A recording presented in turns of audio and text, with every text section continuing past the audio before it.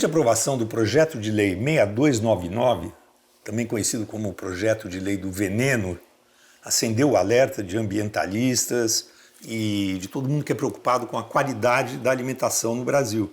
Porque é um projeto de lei que meio que abre as porteiras para a invasão de agrotóxicos aqui no Brasil. Primeiro porque disfarça o nome do agrotóxico, começa a chamar de pesticida. Assim é o texto dessa nova lei que foi aprovada pela Câmara dos Deputados, mas ainda tem que passar pelo Senado.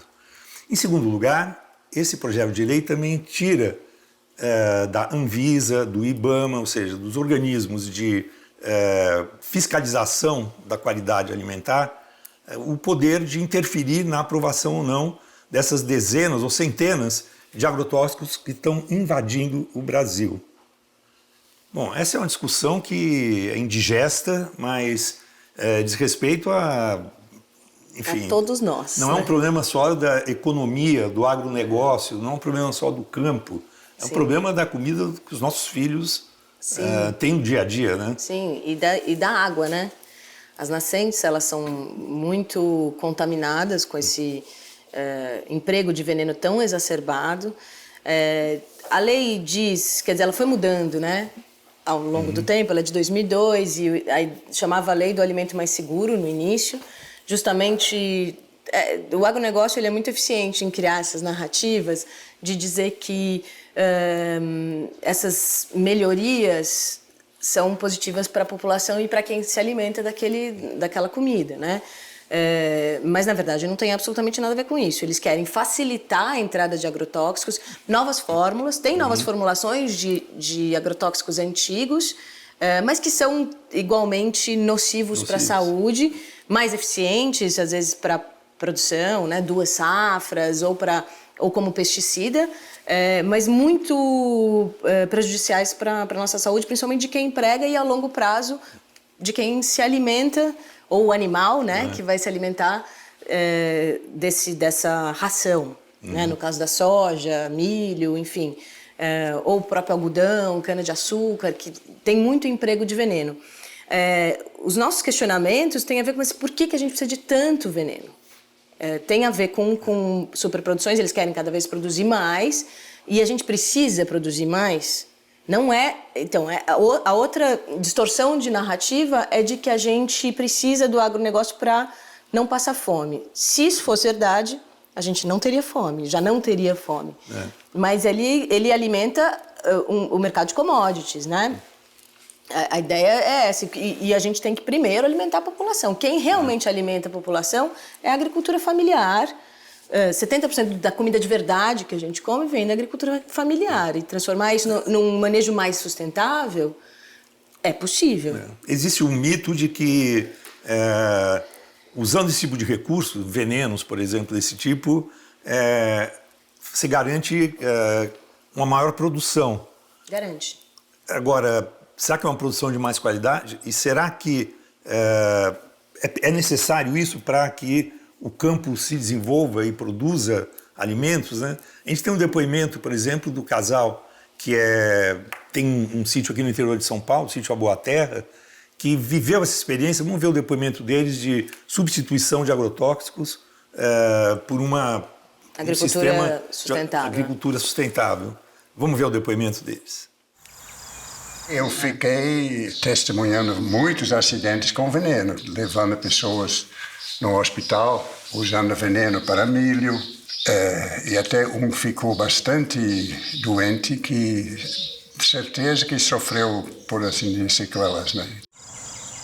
Acho que teve um momento, assim, muito forte. Então, primeiro, sempre tentando diminuir, né?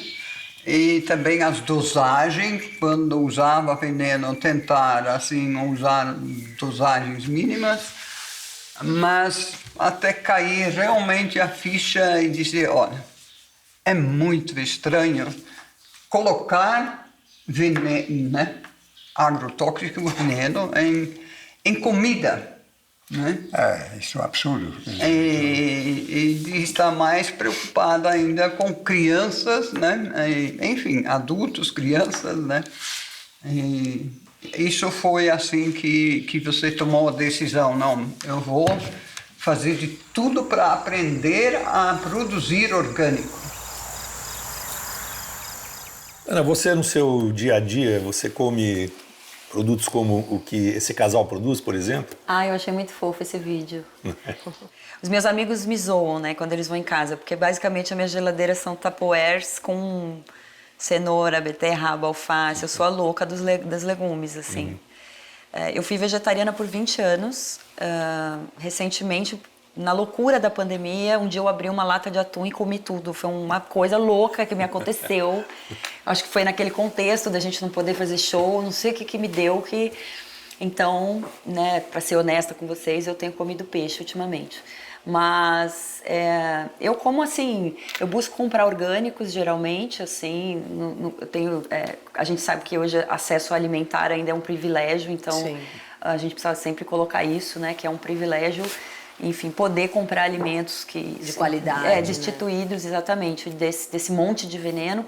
E eu sempre considerei que isso é uma coisa a longo prazo, que eu acho que eu pensando agora pessoalmente, individualmente, numa saúde a longo prazo, porque eu felizmente eu tenho pouquíssimo problema de saúde, né? Eu sou uma pessoa que se exercita e tudo, também tenho esse privilégio de poder ter um exercício e tal, mas eu percebo o impacto da minha alimentação mais assim, voltada e também equilibrada nutricionalmente, de vitaminas e fibras e tudo mais.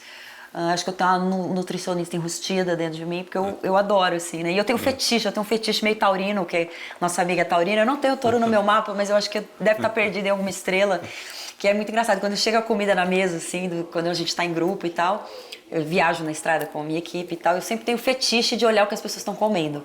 Eu nunca quero comer, assim, o que elas estão comendo, mas eu quero ver, sabe? Eu quero ver a cara da comida e Até tal. pra ver se quer, de repente, né? Eu gosto de olhar também pra mesa dos outros. É uma coisa louca, assim, que eu fico assim, ai, o que você pediu? Ai, o que você pediu? Ai, sabe? Então, é meio um fetiche, assim, e uma coisa louca. É uma coisa interessante, que, ó, pensando assim, em longo prazo, né, pensando no tempo, que quando eu era jovem, essa questão do meio ambiente e tal, já estava colocada, né, uma coisa que muita gente se preocupava, tal, mas era uma coisa de nicho, assim, os ambientalistas, né? Sim. Os vegetarianos, os hippies, os não sei o que, tinha assim umas tribos que se preocupavam com isso, né? Como esse casal, por exemplo.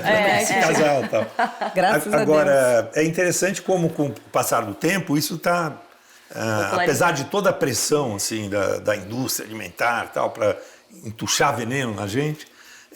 Isso é uma coisa que está meio que se popularizando, digamos assim, né? Que cada vez mais pessoas que não são especialmente ambientalistas e nem vegetarianos e nem nada, cada vez mais estão se dirigindo para vamos comprar uma coisa melhor, vamos tem um mercado, tem mais oferta também de mercados de orgânicos. E principalmente mulheres, né? Que estão preocupadas com a alimentação dos filhos. Os homens são muito mais enfim, vagarosos. Eles são mais preocupados com a profissão, com a carreira e tal. A gente tem, eu acho que uma coisa feminina é se preocupar com a terra, se preocupar, né, como que a gente está sendo contaminado, não está sendo, né, pelo menos de tentar tomar alguma consciência sobre a cadeia do alimento. E, na verdade, quando você começa esse caminho, é um caminho sem volta, e aí você começa a fazer escolhas melhores, né? Não é tipo assim, para de comer açúcar e farinha refinada agora. Quando você começa a seguir o caminho de volta do alimento, você fica perplexo com as coisas que acontecem e por que elas acontecem. Por que tem tanta isenção para veneno no Brasil? Faz sentido ter tanta isenção? É interesse de quem? A gente, né, eles não pagarem impostos como outros produtores, enfim. Na minha visão, não faz nenhum sentido. E eles tentando sempre amenizar. Né, tipo, para chamar de insumo fitossanitário. Olha como amenizava, era insumo fitossanitário. Falaram, não dá. Aí eles tentaram pesticida, a gente não quer, a gente quer que continue sendo chamado de agrotóxico, porque é tóxico, mata. Eu lembro que eu comi causa câncer, autismo, várias... E não mata só as pestes. Não, e doenças degenerativas. Não são pestes, frequentemente, né? Que se forem bem manejadas no campo, sim, as chamadas ervas daninhas são sensacionais. Nossa, se forem bem mas quando a gente manejadas. tem biodiversidade, quando a gente tem diversidade de plantas, é mais fácil de controlar. Não estou falando que seja fácil, mas vamos usar toda essa tecnologia que existe no agronegócio, na indústria, para produzir bastante, porque a gente tem terra suficiente já, né, que não precisa desmatar mais, de forma eficiente, né, altamente producente, mas sem precisar envenenar, por exemplo, despejo aéreo de veneno em cima de escolas, em cima de UBS. É inacreditável que a gente ainda está nessa. Mas eu acho que é um pouco ingênuo também da nossa parte achar, porque é revoltante, é muito revoltante, mas é ingênuo a gente, né, tipo, dizer assim, por que isso acontece ainda? A gente sabe, cara, tudo é questão da grana, né, que os conglomerados e os commodities, como você falou. Então, enquanto essa força do planeta Terra for maior, que é o lucro, em cima da destituição da subjetividade da saúde humanas, tá tudo muito às claras. E aí você falou assim, cara, mas hoje está muito mais popular esse assunto. Hoje o veganismo, o vegetarianismo, o orgânico está muito mais popular. Ainda bem que você tocou nesse assunto, porque você falou, e esses atos, você me perguntou antes, né, da gente começar a gravar, você acha que teve alguma eficiência, um ato como o Ato pela Terra, ou, sei lá, lembra a campanha Chega de Agrotóxicos? Já era contra esse PL em 2015. Teve alguma eficiência, né, toda essa movimentação? Tem. As pessoas estão falando sobre isso. O Ato pela Terra, que foi o ato que foi realizado em frente ao Congresso Nacional, quando a Câmara, apesar do Ato pela Terra, terminou aprovando esse projeto de lei, por exemplo, eu acho que é um reflexo dessa maior conscientização, porque quem estava lá não eram só militantes ambientalistas, tinha artistas, né? Caetano Veloso, músicos tinha vários segmentos lá se manifestando em defesa da saúde pública, né? Então, esse ato, por exemplo, do qual você participou, aliás, ajudou a organizar, por exemplo, é uma demonstração de que é possível, que esse clamor...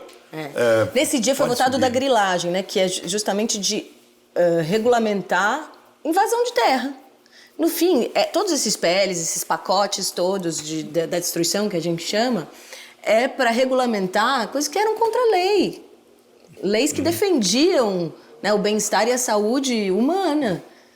Razoavelmente. Óbvio que tudo precisa se modernizar, precisa se adaptar, precisa se modernizar mesmo. Mas tem limite, né? A gente tem que ver interesse de quem? É da população, de algumas corporações, de um setor muito específico. E não dá mais para a gente falar, não, porque o agronegócio alimenta quem tem fome. Quem, gente? A gente está com 20 milhões em fome. Gente, eu lembro... Não é insegurança alimentar, é em fome, porque a pessoa não tem... Ela precisa comer um macarrão instantâneo para se alimentar.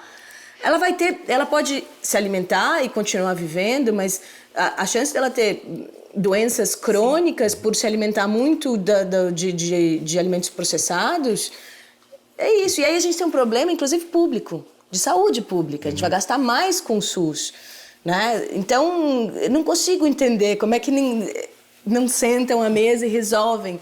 Porque é uma questão de vontade política. É lógico. Bom, mas o nosso bloco está acabando e só queria alertar que o projeto de lei, aliás, vários já foram aprovados na Câmara dos Deputados, mas ainda precisa ser aprovado pelo Senado, então a gente tem que continuar alerta em defesa do alimento. Continuar se manifestando, independente do resultado. Isso. Em defesa dos alimentos, em defesa, enfim, da vida. Da saúde pública e não só da saúde das pessoas, saúde até da terra, do planeta. Sim. Porque... outras espécies. Dos insetinhos, que eu amo os insetinhos. É verdade, eu converso com inseto, eu adoro inseto, sabia? No meu apartamento, é verdade. Gente, eu não sou louca. No meu apartamento tem formigas. E às vezes eu ponho um restinho de comida lá para elas amam. Uma vez, olha só, Bel, experiência super Bel Coelho. Coloquei um pedaço de banana da terra para elas, que eu adoro banana da terra cozida. Gente, no dia seguinte, elas foram lá, elas comeram e elas deixaram uma farofinha no lugar. Eu não sei o que aquelas formigas fizeram, mas tinha uma farofinha, amiga, de milhões. Era linda a farofa. Eu até fiz um vídeo. Parecia uma farofa que você bota no seu prato lá, que você vende maravilhosa no seu restaurante. E aí eu fiquei, cara, Fezes, né? Não sei. Ai, amiga, talvez. eu já não sei. Ela é maravilhosa. O cocô da formiga é lindo. É lindo. Eu adoro. Mas enfim, é isso. Vamos ficar por aqui nesse bloco. Todo mundo alerta. E até o próximo bloco. Mas era amarela a farofa. Já. Sério? É, amiga, era farofa mesmo, amarelinha.